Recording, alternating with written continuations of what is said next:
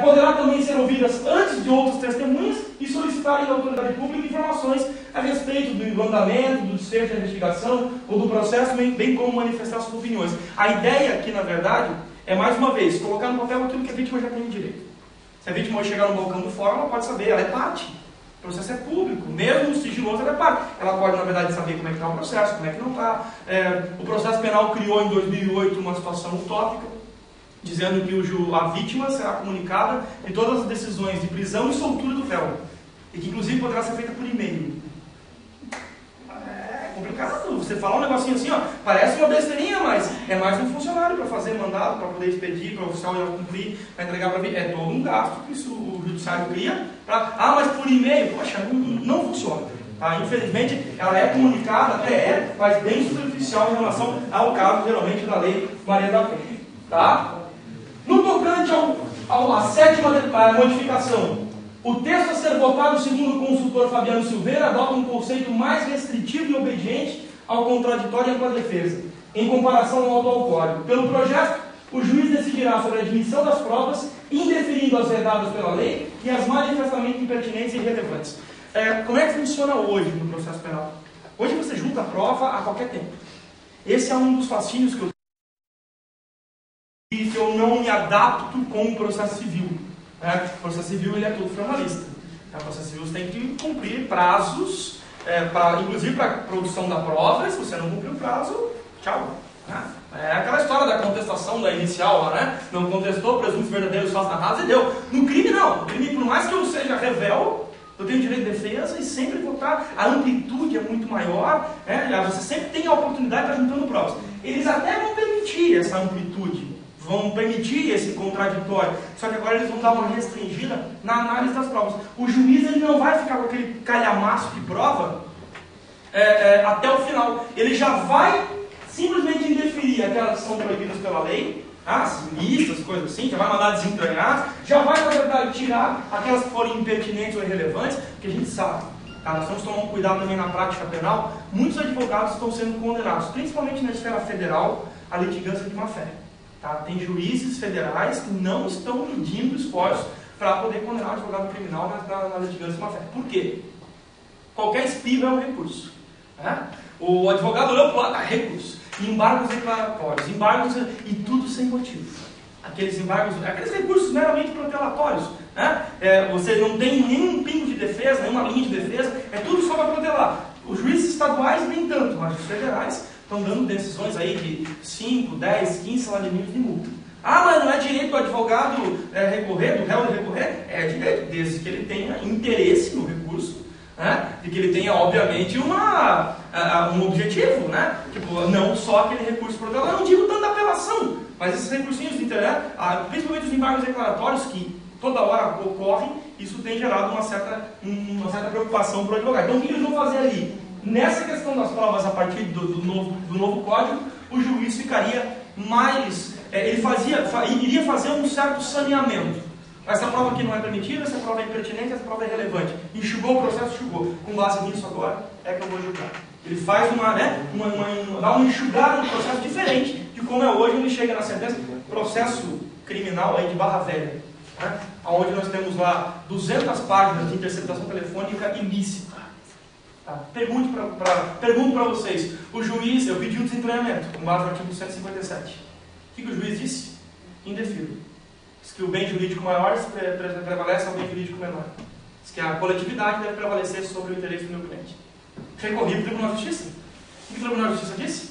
Assiste razão ao juiz do primeiro grau. O que eu vou ter que fazer agora? Ou eu vou para o STJ, certo? Para o STF, ou o meu cliente está condenado por um crime de tráfico ilícito de entorpecentes, baseado em 200 páginas de interceptação telefônica proibida.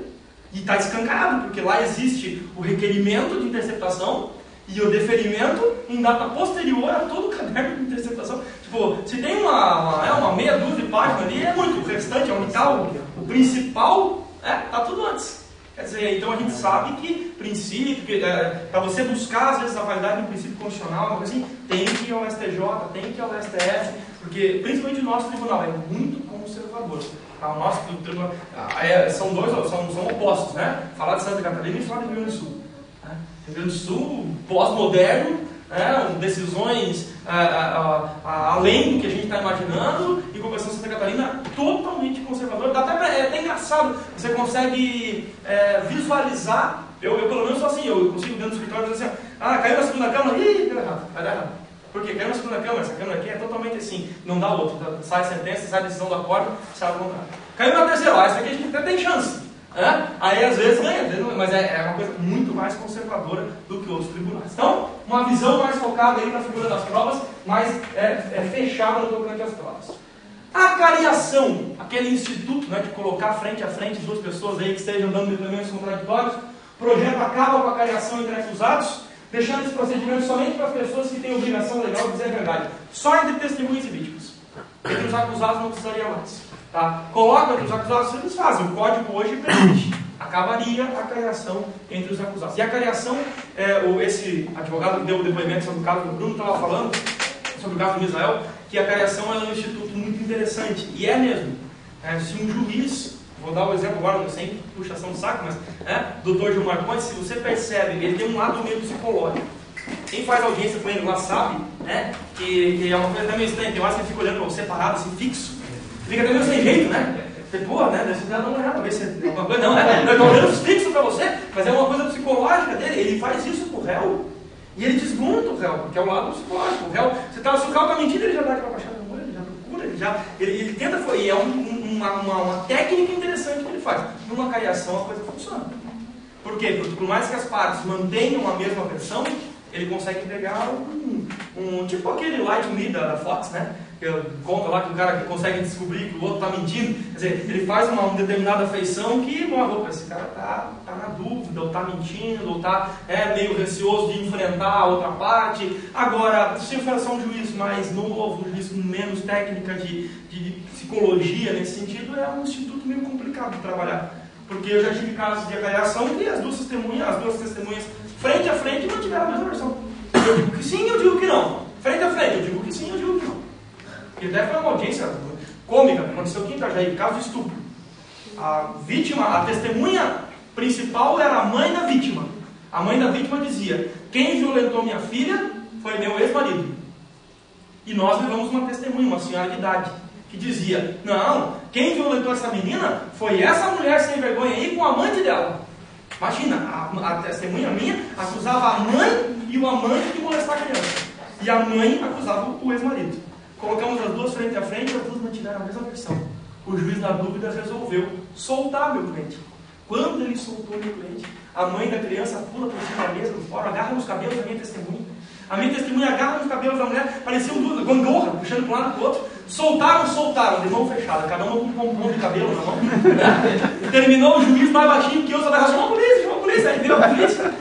A mulher sai da sala de audiência indignada, vai contar para o irmão dela que o juiz tinha soltado o marido dela, o ex-marido. Mano, o juiz soltou aquele vagabundo. Ele entra, estufa o peito e vai dar um dedo no juiz. Você não faz justiça. Quem faz justiça é Deus. O juiz, cala a boca, senhor, que prende. Ele duvido. Estás preso? Prendeu o cara da vez. E eu olhei só do cartão, que estava ganhando muito. Coisa completamente. Acabou fechando. Quer dizer, o Instituto da Cariação naquele caso não deu certo. Soltou meu cliente, mas não chegou, não conseguiu buscar a verdade. E a partir de 2011, com esse novo código, eles querem acabar com a história de colocar um réu na frente do outro.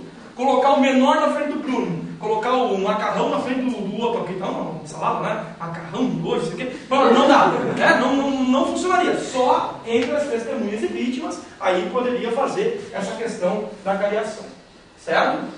Bom, interceptação telefônica. Nona diferença, nona modificação aí. Essa interceptação telefônica tem lei própria, 9.613 de 98. Só que ela está, se o código for aprovado, revoga a 9.613. Tá? Por quê? Aqui regularia mais ou menos assim, ó. Somente serão autorizados em crimes cuja pena máxima for superior a 2 anos, salvo se a conduta delituosa for realizada exclusivamente por meio dessa modalidade de comunicação, ou se tratar de crime de formação de quadrilha ou banco. Todo crime que tenha pena máxima superior a 2 anos, ou crimes que sejam praticados por telefone, aqueles sequestros lá, aqueles falsos que as pessoas, coitadas, né, é uma espécie de estelionato, que muitas vezes gera morte, porque, olha, tua filha está sequestrada, a mulher morre.